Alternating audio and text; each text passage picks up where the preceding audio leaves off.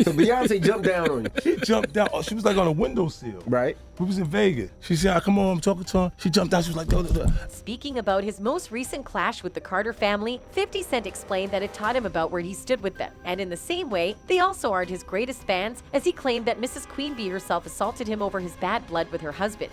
Some years ago, while visiting her husband, rapper Jay-Z, in Las Vegas, 50 Cent was unexpectedly challenged by none other than Beyoncé about his conflict with Jay-Z. Beyoncé, according to 50, jumped out at him and was ready to fight. She was sitting on a windowsill. We were in Vegas, he recounted on The Breakfast Club. When retelling his incident with Beyoncé in Las Vegas, 50 Cent theorized that she may have assumed he and her husband were having an altercation before jumping out and confronting him with a no-nonsense, aggressive attitude. And I was like, wait, what are you doing? That's my and Jay stuff, sees? This has nothing to do with you, girl, 50 Cent told presenters Charlamagne Tha God and DJ Envy. She's throwing me off now, because I don't know exactly how to respond to this. You are still Beyonce.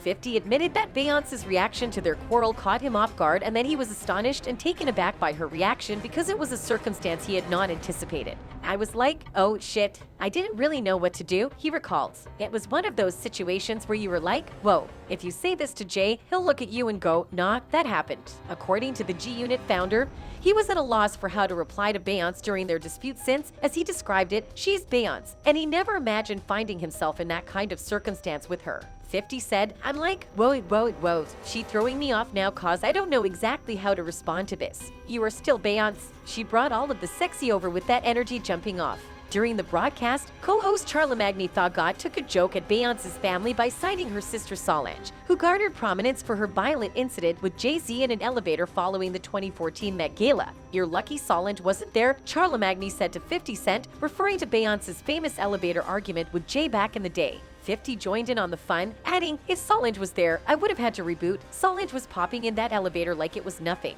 with some gangster shit going on.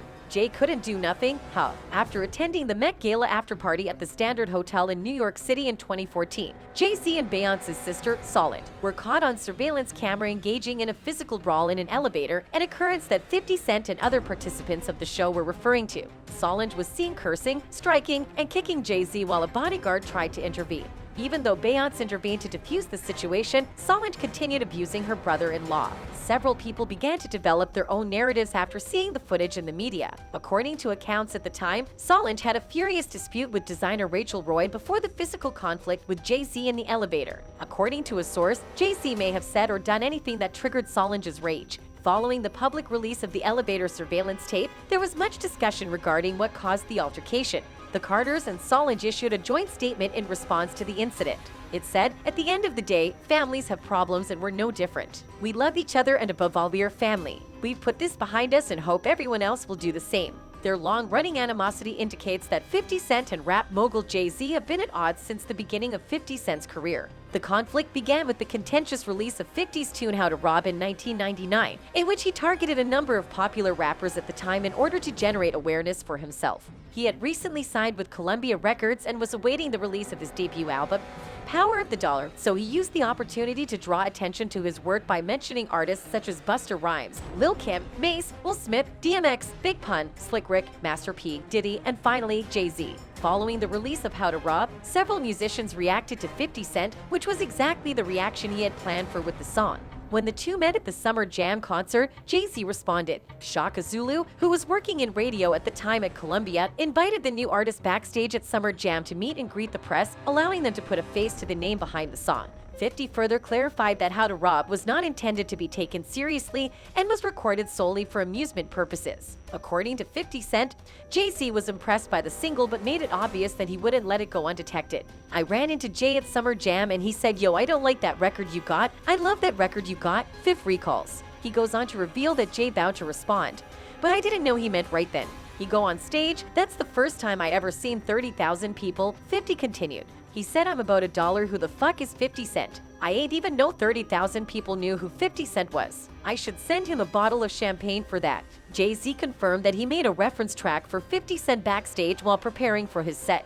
Jay-Z revealed during an interview with legendary DJ Funkmaster Flex, that was actually the first time I performed that record. I ain't even know it. I was backstage trying to make sure that I could get it and I seed him. I bumped right into him while he's backstage. I said that record you got is hot. I like that joint. He was like, thanks, man. I say, but you know I'm about to go in, right? 50 Cent was overjoyed because he had just received recognition from one of the biggest stars in rap.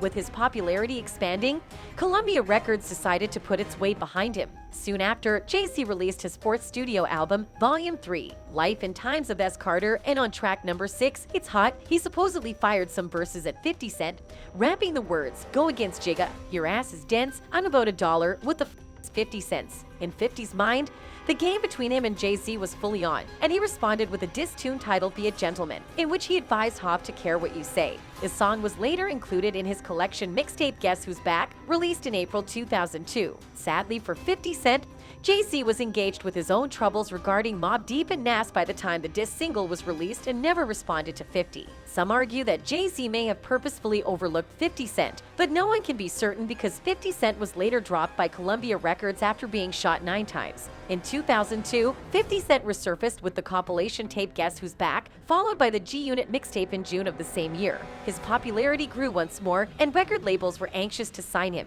He eventually earned a deal with Shady Records, where he worked with Eminem and Dr. Dre. Jay-Z observed 50's popularity and directed his musicians to make new music and flood the market before 50 Cent launched his debut album on Shady Records. Jay-Z had retired by this point, so he couldn't reply with a musical diss, but he could answer to 50 Cent through the music of his musicians. According to Fifth, his album dispute with Kanye West was a proxy conflict between him and Jay-Z. This assertion makes sense given that Jay-Z was the president of Kanye's record company at the time. 50 Cent anticipated that Jay-Z would give Kanye everything he had to win the competition, which resulted in Kanye outselling 50 Cent in their first week sales fight. I was competing against an artist whose label was doing everything, and I mean everything, to make sure he beat me. Jimmy Iovine might not have cared about beating Kanye, but Jay-Z, who was the head of Def Jam at that time, damn sure cared about beating me, 50 Cent stated in his book Hustle Harder, Hustle Smarter. They have maintained a competitive relationship over the years, despite their share of squabbles. While their feud with the Carters was never heated, 50 Cent and Jay-Z have never really seen eye to eye, and this has been the case since the early 2000s and continues to this day. A fan shared an opinion on Twitter, writing, "One thing about Beyoncé, she really about that life. I still gag when 50 Cent tells the story about how she ran down on him and tried to fight him." Another added, "So we now have on record that Beyoncé has run down on and checked both 50 Cent and Fab. When will your favorite rapper?" Nonetheless, keep in mind that this video is based on speculations and personal opinions and should not be taken as true. That concludes this video. Bye.